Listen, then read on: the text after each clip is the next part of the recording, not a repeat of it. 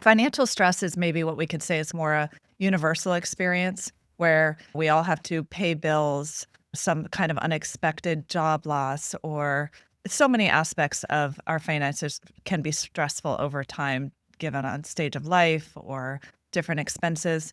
But that's in a way normal because we all face financial stress in our lives. Financial anxiety takes it maybe to the next level where someone has more of chronic worry and fears around anxiety. It's really impairing their happiness and contentment and mood because they're constantly worrying about finances, and it really uses up a lot of space in their mind.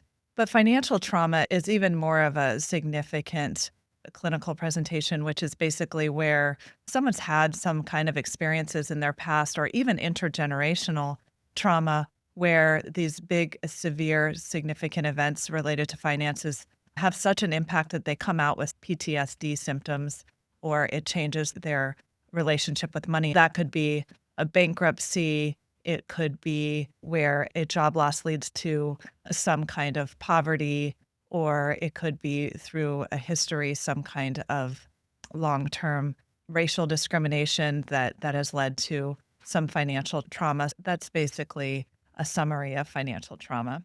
I'm really glad that you brought in that word several times of it's normal.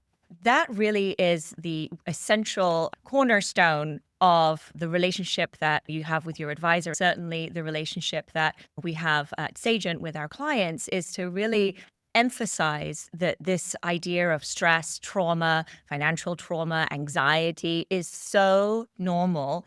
Everybody has it. I think I have some clients that even say my dog has it, which is fine. It's California. But, and really, even to the degree of as being an advisor myself, I'll even share my own in meetings because it's so important that everybody understands and comprehends that it's actually just a normal part of life, and being able to deal with it and move on from it to have positive outcomes is a really important part of the advisor client relationship. It is very normal.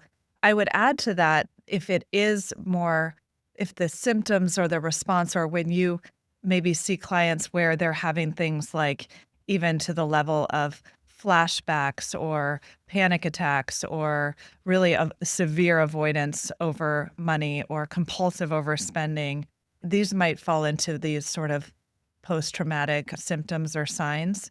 And so this is when I'm sure when you see it, maybe you recommend some kind of support or therapy because usually that requires some level of addressing it professionally more thoroughly in that way. So I'm glad that it is something that that people feel comfortable talking about in your offices and that other support systems can be pulled in as well.